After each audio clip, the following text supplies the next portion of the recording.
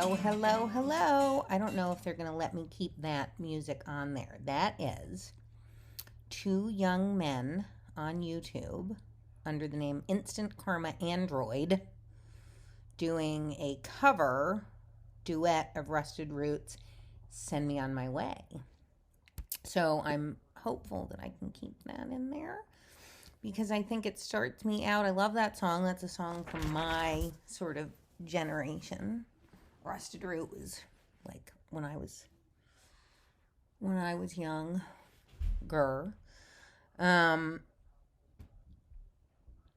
So anyway, oh, there's my husband. Who's that? I'm making a video, not live. Oh, Come on in. I'm gonna put my pants on and just go to the supermarket. You gonna put your pants on? Yeah. That's great news.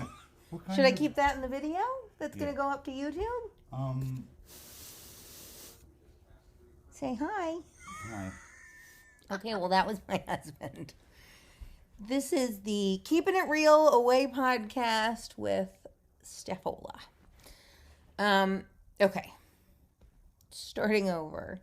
This is, I guess, sorry, I just showered and I'm trying to grow my hair out long. If you're a podcast listener and not looking at the video, I am now obsessively playing with my hair, much to everybody's chagrin, and I should shut the F up.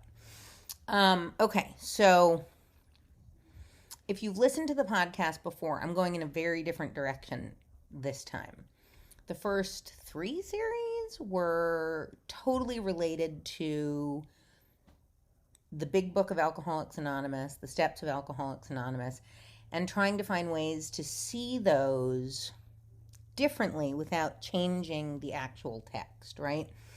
So putting them in the context of history in big part and saying this was a book, these were steps, these were things written in 1939 by men, by white men, for white men, not intentionally, sort of blind to the problems in society to that degree. And my argument is, I think it's a very imperfect text. I think the steps are overwrought in many ways. We could reduce them to 6 because a lot of them go hand in hand. Also is hopefully the first few series are helpful if you're a woman, if you're young and struggling with some of the more antiquated concepts, if you're gay, if you're more sensitive than your average person, if you don't identify with being a selfish egomaniac, which is primarily all the people in the stories in there. That's their primary defect of character as they see it. So it addresses a lot of those things. If you don't believe in God, that's a big one because we know I'm an atheist. Taking you through the big book secularly and showing you can do it without a supernatural higher power and without taking away from anybody else's experience, and that you can be a believer and still help someone using AA and the 12 steps, even if he or she is not, and without trying to convince them to be, right? Let them be themselves. And the idea of the title of Away was AA, or the 12 steps are a way to get sober, not the only way to get sober. There are many ways. This was a way for many people. This is the way that worked for me. Doesn't mean it'll work for everybody. When people tell you that if you don't do AA and you don't get it, you're doomed to drink, that's actually bullshit, right? It's what worked for them, and maybe hundreds of other things had, but that's a death sentence. That's like saying there's only one way to do anything. That's never true. But we are each unique in that. And then we are unique in our process through AA. So if AA is what works for us, and we sort of do it and use it in its basic form and premise, that's awesome. But you're still an individual, no matter how many old timers want to tell you you're not. The thing we all have in common is drinking and not being able to stop. Our commonalities may very well end there, right? So then begins your journey, not my favorite word, but your journey through this, through sobriety. And that is going to look different for different people. So the one true wayers, the indoctrinates, you know, just like in anything, they kind of fuck it up for everyone, right? Like, I mean, we're seeing it in our country right now. And look, if you're, you know, an all-in Trump supporter, I don't want to push you away at all, because sobriety is sobriety. My story is filled with shameful, horrible, embarrassing things that I am going to talk about completely and in full and completely transparently in this. So I hope that my liberal politics don't get in the way of you hearing those things, because those two have nothing to do with each other. So we see one true wayers in any place, in any sense, an inability to change a way of thinking, to adjust to new circumstances, to accept that there might be ideas and opinions other than yours that work. That is a corrosive way of thinking, and it hurts not just you, but all of society, really, if you sort of can't say, there are other ways to do things that maybe I don't know. Maybe they didn't work for me, maybe they worked for you. So I think that attitude, that sort of black and white thinking, that sort of there is only one truth thinking, is dangerous in general, but it's especially dangerous when you're trying to help someone get sober or save their lives, right? Because there might be another way. Anyway. Okay, so the first series was kind of about, the first 3 series were kind of about that, finding a way to stay sober, and if you wanted to use AA, finding a way through the Big Book of Alcoholics Anonymous and the 12 Steps, and reminding people that there wasn't only one way to get sober or only one way through the Big Book and the Steps. That while none of us is unique, all of us are individuals. Okay. Now we're going to flip it a little bit, and now it's away, like the normal word, away. One word, not 2. And I am going to run away with myself. No? This is, I don't know, some pun on away. What I want to give you in this series is the complete truth. So what we call qualifying in AA, sharing our experience, strength, and hope, or what it was like, what happened, what it's like now. And when they say that, they mean what it was like in your drinking years, or the years leading up to and the drinking years, right? The years before the decision to get sober. What happened to make you think you needed to get sober, to make you know what happened to get you into step 1, and what it's like now that you're sober. So that's experience, strength. I would add strength and wisdom, and hope. Experience, strength, hope. And then life, right? So I want to kind of like, in when we qualify in the rooms of AA, we make it clear how bad things were, but we often sort of generalize. And that's right, because you're in a room full of mostly strangers. There are some details that, you know, not everybody in that room needs, and details that aren't safe with everybody, because as open-minded and as perfect as we're supposed to be in the rooms, we're human. People have opinions. Some people have a harder time keeping those opinions inside their mouths. And you may say something in a qualification that is entirely meant to help someone else in that room who has been through the same thing. And another person has an opinion and isn't afraid to express it, and isn't necessarily a safe person. So there is a reason to keep certain stories quite general. And I feel like I'm not necessarily saying this properly because I'm not giving an example. And I'll give an example that isn't my own, but that is a story I heard from a friend in a meeting. So she had, in her story, been quite specific about getting pregnant young and having an abortion. And that's fine. She says it. It's meant to help another woman in the room who's experienced the same thing, right? To take the shame out of that. She's telling her story in an effort to be honest for herself, but also in an effort to help someone else who, inevitably, someone else in that room has had that same problem. So, it's a big meeting. But a anti-choice man in the room hears it, shares about it in a way he shouldn't, as sort of talk back. Not explicitly so much as just, making it clear that he was an anti-choice or a pro-lifer. And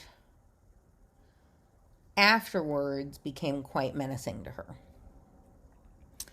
And I don't want anybody to think the rooms of AA are scary. They're not. But they also are a reflection of real life, right? So there are humans in there, and some are sicker than others. Some are crazier than others. There's a reason we suggest women with the women in the beginning. It's not because we want to ruin your fun or we don't all understand that we all relate better to men, which incidentally does tend to change as you stay sober longer, because that used to be my thing too.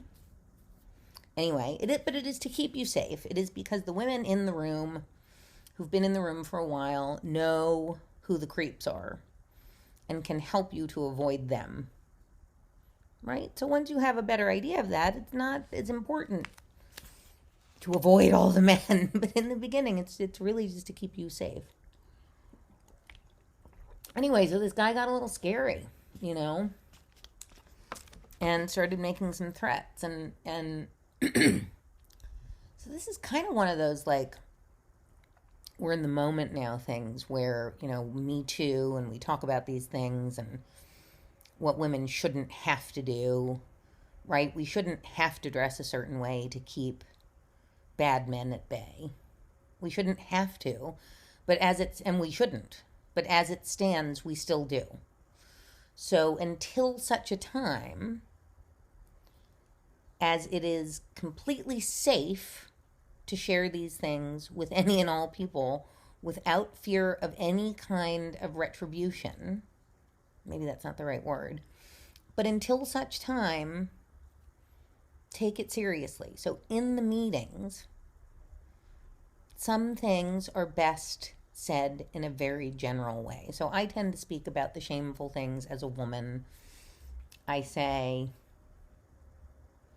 I know you understand me, ladies, when I say many of those nights ended in very shameful ways, having made very shameful choices. And I usually add, and sometimes they ended in ways where I should have no shame. I did, but I shouldn't. It was not my fault. I was a victim. Right? So you know what I'm saying, more or less. You can identify with that. So that's how I would talk about stuff in a meeting. But that's not what we are here to do now. This series, I'm going to tell you my story as completely and with as much detail as I possibly can. And if in an episode I feel like I've gone astray somehow and haven't been completely honest, I will come back. If I forget something and recall it later, I will come back. This is already going to make me cry. Because as honest as I was with my sponsor in the beginning, and as honest as I am in meetings, and as honest as I am to my friends, and as open as I am about all the things I've done wrong, all the people I've hurt, all the people who've hurt me, I don't think I've ever sat down and really told the story, all the nitty gritty, all the really shitty. So part of my effort here is for me, certainly. Like, in all of sobriety, sharing is a selfish exercise in some sense, right? We take a lot of power out of shameful, horrible things by putting it out into the world. We also now can make use of that shame by sharing it, because now we can help someone else. So, what's the sense in holding on to all this garbage if I can't use it to help someone else? And I've noticed talking to some people recently in AA, they talk a lot about, by the way, I quit smoking 11 years ago, and I still take the nicotine lozenges. Truth one. Okay. Just that, like people put on this, like, it's like Instagram in the rooms. Like, oh, she looks so pretty when she comes into meetings. Everything's always perfect. Her outfits, even if she's in gym clothes, she looks this. Okay. But I mean, so the comparing goes on even in the meetings. What are we doing?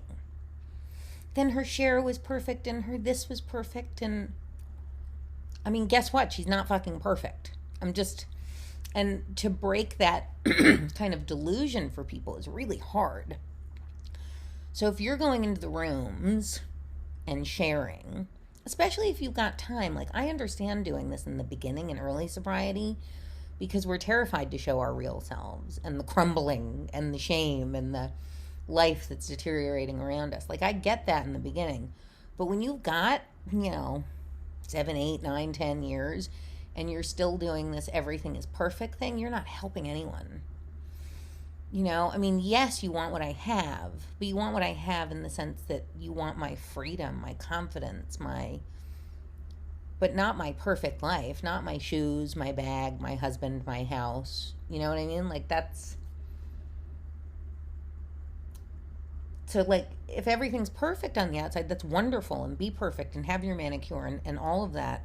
But then also to tell the whole truth, because every day isn't perfect. Talk about when you land on the floor in a pile of tears for seemingly no other reason than that the modem isn't working. What's really going on there? When you catch yourself in defect, full on in defect, share it. Right? I'm just kind of sick of hearing it's like AA Instagram. Like, what are you doing? Does anyone else, if you're watching the video, I feel like I have a chipped. I mean, I do. It like chipped a little, but I feel like I can see it. You can't. Admittedly, I put on makeup for this.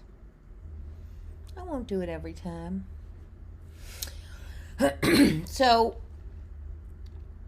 I guess what my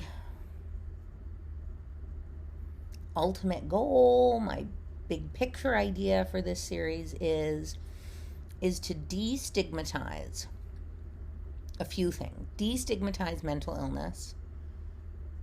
Destigmatize or somehow remove the idea of shame or the I don't even know how to say it. Like when we feel shame over certain things that we shouldn't feel shame over.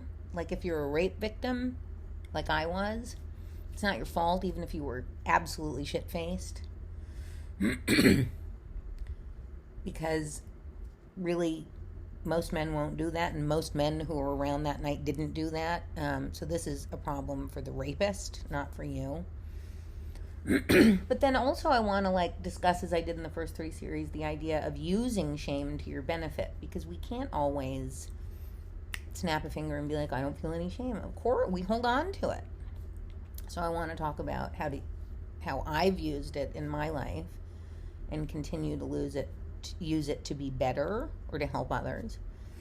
I want to talk about real self-loathing, what it looks like, what it feels like, what that means. My own mental health, obviously, if I want to destigmatize mental illness, I want to talk about my own real anxiety, depression, and personality issues. I just want brutal honesty, as much for me as, if you're interested, for you to sort of say, maybe the movie of your life is worse, seems worse. Maybe it seems better. Maybe in either case, this can help you to know the full of someone else's. Because, the longer I stay sober, the more sort of memories I have, which is, sometimes that's good. Sometimes it's really hard and crummy and yucky. I'm at a point in my life now, though, where, and I think I'm lucky based on talking to a lot of women in my life. I feel really lucky to, at 42, and hopefully this only gets truer and better. My guess is there's going to be some dips and peaks and dips and peaks, but to feel incredibly confident and to feel unafraid of my past mistakes, unafraid of my future mistakes, unafraid of being myself, while at the same time being unafraid of change. I don't even know if unafraid is technically a good word to use. Well, anyway. So at 42, I feel fucking better than I've ever felt in my life. And if you listen to the first few seasons, I talk a lot about this. It's in big part sobriety, which led to me finding the right medication for my absolutely, turns out, paralyzing anxiety that was always misdiagnosed by well-intended doctors. Nobody misdiagnosed on purpose. I'm not laying blame there. A lot of manipulation by me to, get what I wanted or self-diagnose or whatever. So for me, the answer was Lexapro and Lamictal, escitalopram, and lamotrigine. But if you're not someone who takes meds or knows about meds, please do not go to your doctor and ask for those specific meds. I take those that are in classes for the lamotrigine. Lamictal one is a mood stabilizer, and the dosage depends on your moods. Originally, I think it was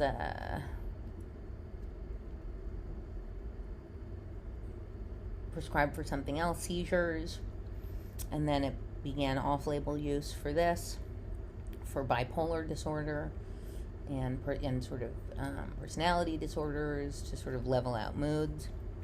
So that's what I take it for. And then Lexapro is escitalopram, which is it's an SSRI, but it has very strong benefits for many people with anxiety.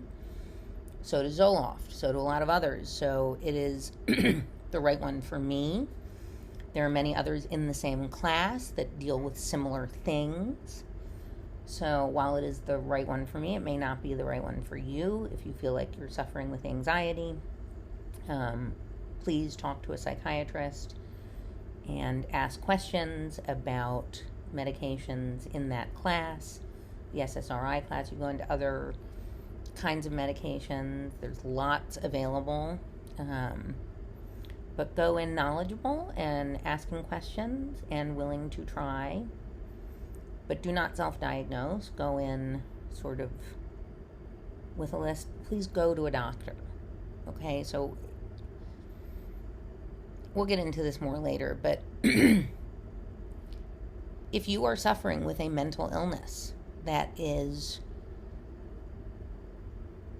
directly impacting your day-to-day life, see a doctor. If you are getting sober and you have even an inkling that there is something more going on, that, like for me, alcohol was your medication, now that you don't have it, your life is being negatively impacted by emotions, perhaps it's by physical ailments, but it feels almost unlivable or unbearable. rather than going back to alcohol to self-medicate, go see a psychiatrist and start talking about mental illness. There's nothing wrong with it. I have never felt more normal. I am not dulled. I'm nothing. I'm just normal. I live in the 4 to 6, as one girl once said. I used to live in the 1 to 10, and the 10 was, very infrequent anyway. But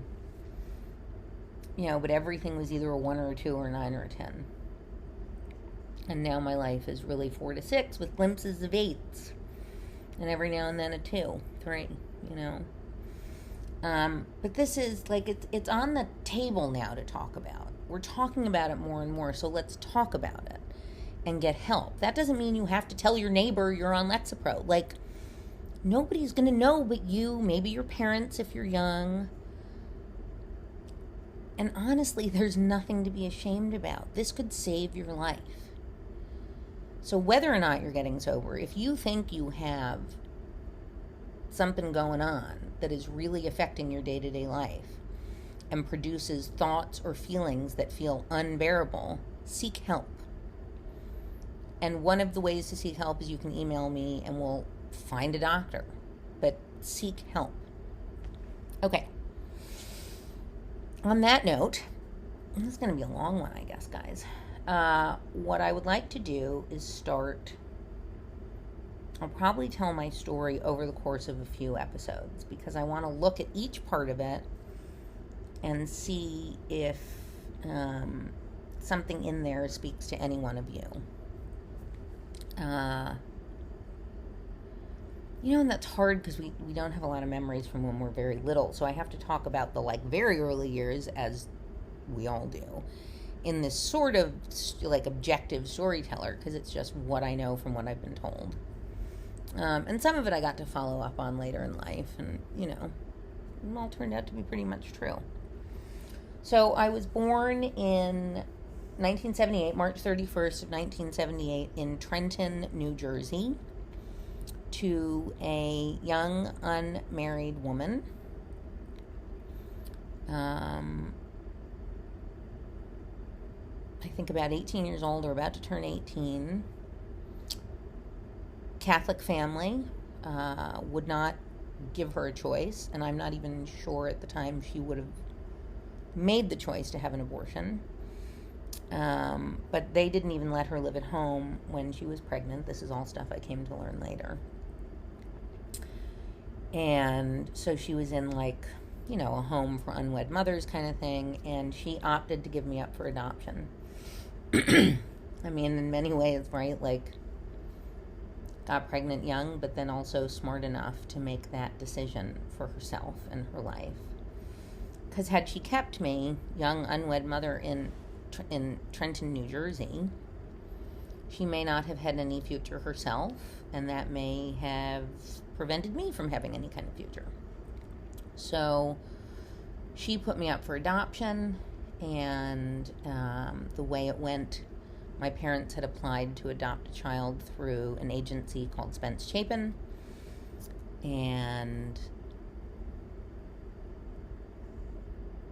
whatever, the paperwork and and they called my parents and they said, good news, we have a baby available for you.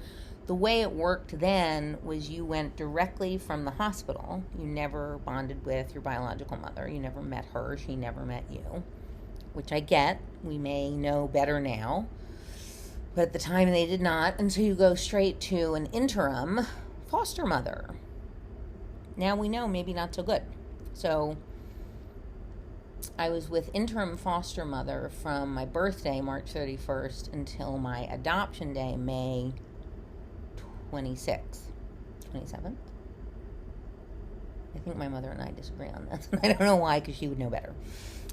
So about 2 months with a foster mother. And those are those incredibly important months in an infant's life. And the infant tends to bond, we know now, very strongly with the carer. That's why we tell mommies now to, hold the baby right onto their chest as soon as possible, stay close. So I would have bonded very strongly with that carer. And my mother tells me that when I say my mother, I mean the woman who adopted me and raised me and put up with me, and with whom I've had a lot of issues over the years. But that is my mother. She told me later that in fact the foster mother was like sort of an older, very maternal woman, and so done this before a lot, and so clearly, like, we know now that that's who I would have bonded with. And being taken from her and put with my parents was probably a trauma, right? Like not one I remember. Not all trauma is remembered in the mind, right? But often our, like, nervous systems hold on to it. So I think I sort of started life with that original trauma. My parents told me from a very young age that I was adopted. And they were, surprisingly for them, pretty honest about it. My mom says that we were passing like a farm out on Long Island, and there was a very pregnant fat horse. And she explained to me, I said, why is that horse look that way? And she said, because it's pregnant, and here's what that means. And I said, so that's how I came from you? And she said no, and like right then and there, and I was, basically a toddler still. So it's one of those things that I really appreciate that my parents, I think, did really well. They never lied. It's not something we talked about a lot, but had I needed to, I could have. To my mom, probably. My dad was a little more in denial about it. Like, I was his. And it's wonderful, and he loved me so much that he couldn't, I think he just sort of compartmentalized that, as many people are able to do, especially men. He just sort of was like, well, that's done, and now she's mine. And so she's always been mine. So it's not something I ever wanted to talk to him about tremendously, except when I was an angry teenager, to say things like, you're not my parents. But that's later. So we start with this, I guess, original trauma. Now, a lot of people in AA will say, that's not what made you an alcoholic. No. It isn't what made me an alcoholic. But I certainly think it contributed. I think that any trauma contributes to why you find the alcohol in the first place. Any mental illness can contribute to it, right? Any trauma, any mental illness, a lot of things contribute to it. Why am I someone who is seeking to obliterate feelings, right? Why is that even on the agenda? Just because I was born with some slightly different gene? I don't know. I mean, I think this is a lot of nature and nurture comes into this. So, adoption, not what made me an alcoholic. Original trauma involved there, probably involved in why I picked up alcohol and needed it, like genuinely needed it to get through life. I say a lot that once I got sober and realized I had this sort of almost paralyzing anxiety, that I also realized that alcohol had in many ways probably saved my life, because I couldn't have lived with that kind of anxiety my whole life. And if I hadn't found a way to self-medicate, my guess is I would have killed myself. Certainly there's been suicidal ideation throughout my life. And I'm almost certain that alcohol and cocaine did a lot of that, the work for me there. They did what I needed them to do. It's just at the end they stopped doing it. They were making it worse. And thankfully with lamotrigine and escitalopram, that doesn't seem to be happening. But certainly I think that trauma, I don't love the word for that, but I don't know that there's a better one, contributed to needing the drink, to feeling like I needed something later. Uh, so if you've listened to my qualifications, and there's all this stuff you don't really remember in life. So I'm adopted, and um, my father was much older. My father was 56 when I was adopted and 21 years older than my mother. When it's your parents, I don't think you really notice until you notice. So you don't think of yourself as having an old dad. But I remember little things when I was little, like people thinking he was my grandfather, not my father. But my dad was fit and energetic up until I was like 12, which is when he first got sick. So there wasn't, it wasn't like, oh, everybody's got these fit, fast, fun dads and I don't.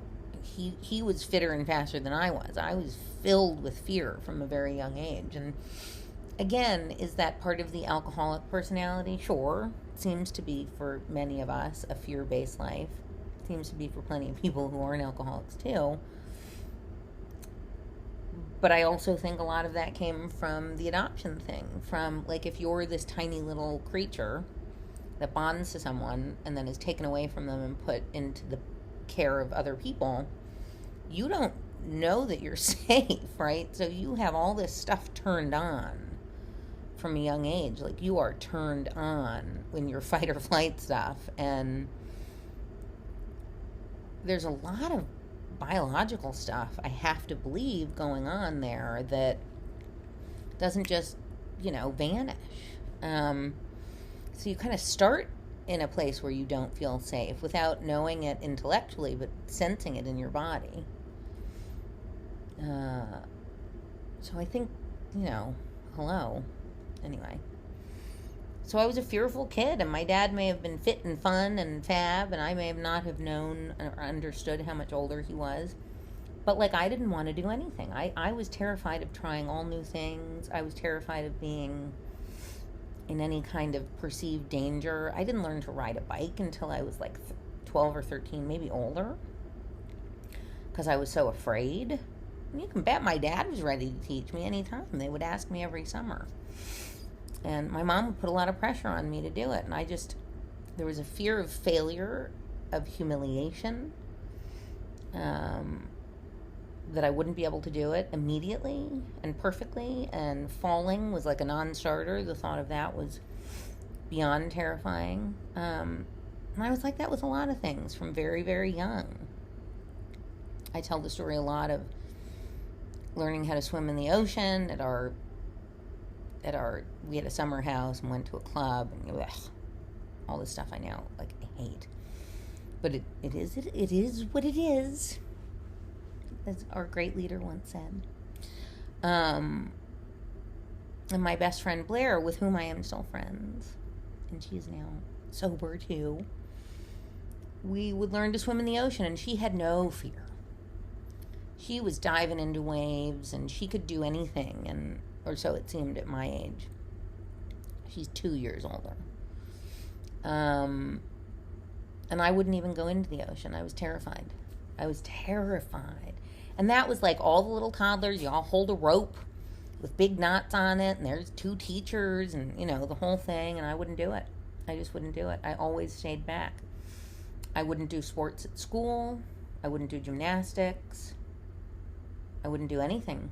Anything that had the potential for failure, especially humiliating failure in front of other people.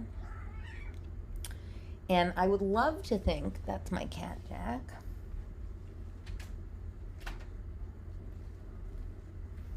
I would love to think or say, oh, I'm a perfectionist, I didn't want to fail. And I've said that before. But I'm not sure that's right. I didn't want to be embarrassed. So it wasn't about, yes. So if I couldn't do it perfectly, I didn't want to do it. But that wasn't the motive, if that makes any sense. It was, I knew I couldn't do it. So I refused to do it so I wouldn't embarrass myself. Now, how did I know I couldn't do it? I didn't know I couldn't do it. I just hated myself so much from such a young age, and I had so much fear that my working assumption from as far back as I can remember was that I can't do it. And it's just going to end up in a miserable failure. Not, maybe I could do it, but if I can't do it perfectly, I don't want to do it. That was not my thought process. It was, I know I can't do this, and I'm going to embarrass myself if I do it, so I won't do it because I am so terrified of humiliating myself. What a sad place to live for a little person, right? What a sad place to live. And I feel so sad for that little person. And it's like not for me. It's not like woe is me. It's like I can now see her as a different person from me. This was a little person, a very different person from me now. And I just feel so much compassion for her. And I think it's why I rescue animals. And why little kids who... I have more compassion when they feel unsafe than anything else. When I can tell they're afraid. And that's like with the rescue animals, when they've had fearful lives. It's like, I always say, like, all I want to do is just like physically be able to scoop out the fear they're feeling and take it and hold it for them until they're better. Because to me, living with that is just so bad. And I just want to help that little girl to be like, it's not so bad. But anyway, this isn't, and I don't want this to come across as like a woe is me thing, because it isn't. Had I not experienced all that, I don't think I would have the gratitude and appreciation now for how I feel today, as I talked about in the beginning, this confidence and this self-love, I guess. It's just so incongruous. Is that the right word? With the person I used to be. Yeah.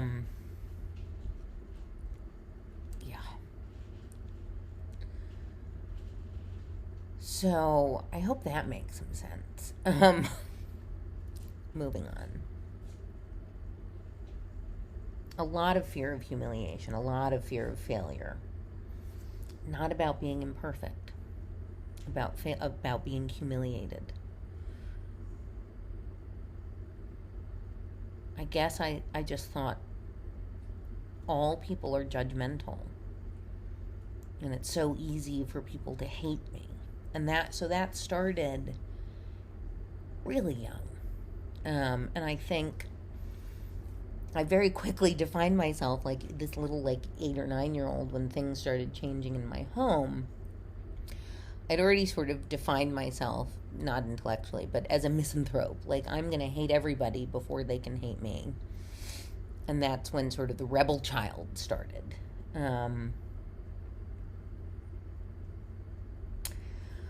But before we get into that, so in those early years, some things definitely went down that I don't have perfect memories of.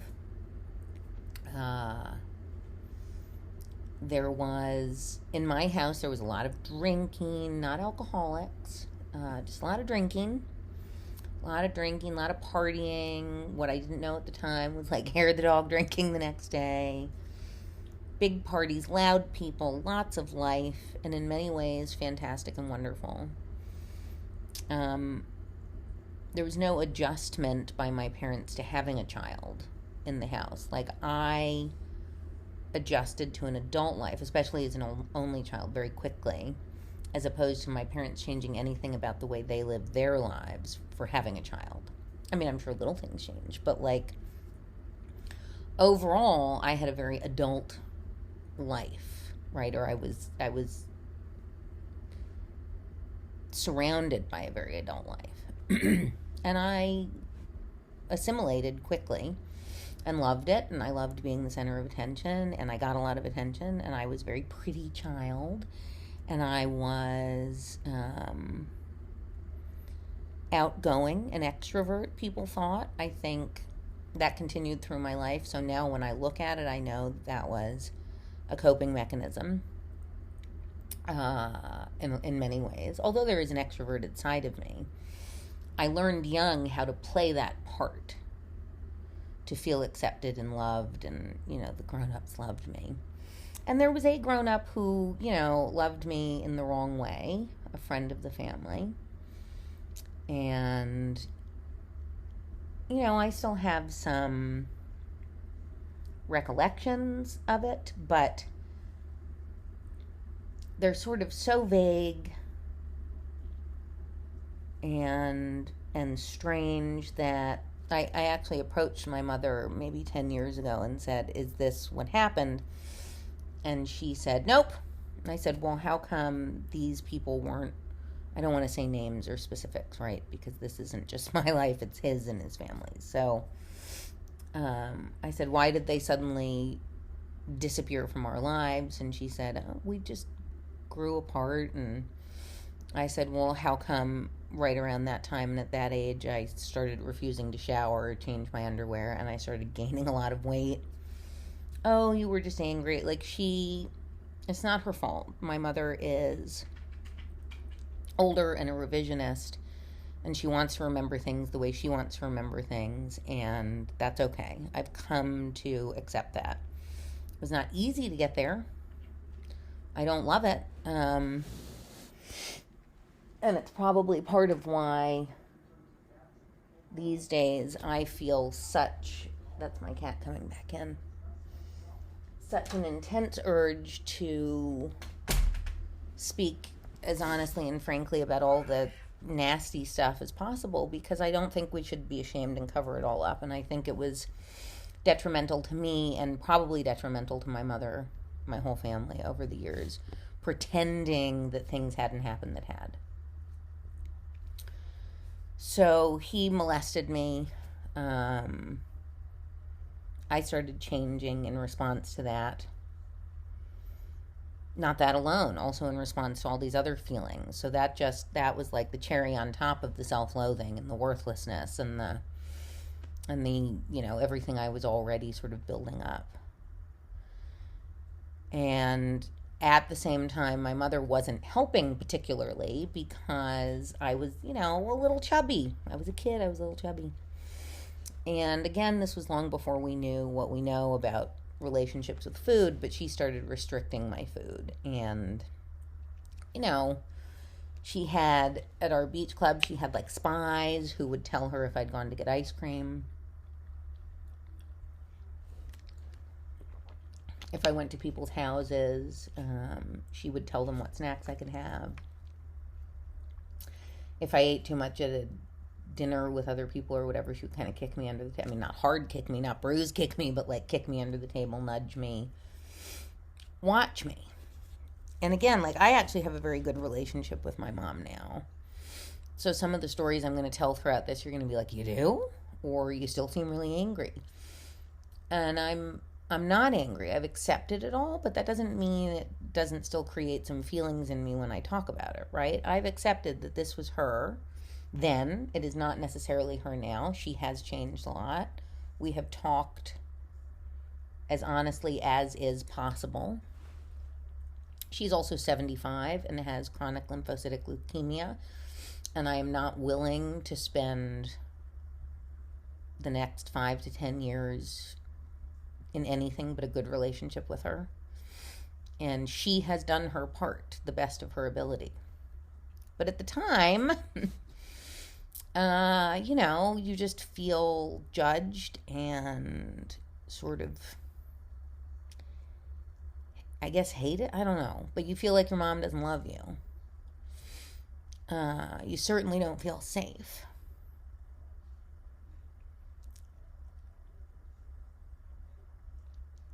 It's hard to remember. Like sitting at the table, getting the stink eye. I tend not to remember it because it is what it is. It happened. I moved on. But now that I can feel, when I think about it, I feel sometimes. And it still stings. And it's not that I'm angry. It's that little girl who felt so awful about herself, like it just, poof. It's no surprise, right? And it's no surprise that I later get really angry with her. And fear not, dear listeners and watchers, I punish her. And that's part of why I can be where I'm at today with her, is that, I did my punishing. And I spoke my truth, whether or not she wanted to hear it. And I did the things I needed to do to move on. And I'm genuinely not angry. This isn't anger. This is just like that feeling of, God, that poor little girl. So, actually what I hope you'll take from that, if you take anything,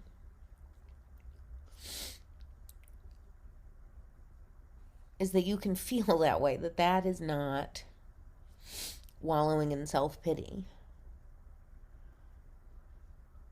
That is not being self-centered. That is like, it's okay to say, like, I have compassion and love for little me. I have compassion and love for teenage me. I have compassion and love for 20-something me, right? I have especially compassion and love for little me, because I think little me was damaged. And little people, all little people, you included if you're listening, and had some traumas. Little people, like animals, are defenseless. And so all that stuff, no matter what anybody in AA or anywhere says, you bear no responsibility. Later down the road, when you understand what was going on and you are more grown up, and the ways in which you choose to punish and react to these things, these traumas, then you bear some responsibility. But at the time, when you're a little person and you're just doing whatever you can to feel safe, because I think that's the most important thing for little defenseless creatures to feel, is safe. And yeah, love's important, but safe. Number one, safe.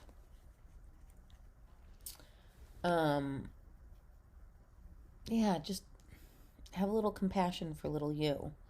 No matter how you've done the program, no matter what your sponsor has or hasn't said, they are not doctors. And while none of it made you an alcoholic or made me an alcoholic, have some compassion for little you. Anything that happened, good or bad, those are unchangeable facts and things you couldn't choose yourself, the good and the bad. So, you are also powerless over those things that happen, but you are not powerless in the present to manage them, to manage your emotions. Sounds like I have COVID, doesn't it? I'm all... All right. No jokes about that. I'm actually getting more paranoid now than I was before, and I was pretty paranoid. I'm going to stop there, because brutal honesty is fucking exhausting. And I haven't experienced the emotions around this story in a long time, because you just start telling it in AA. And the emotional part, fogging up my glasses. So, all right. On that note, I'm going to say goodbye. This may be the best therapy session I've had in years, and I still see a therapist. I love you all. Thank you for listening. As always, I hope I helped even just one person with 1 millisecond of this. And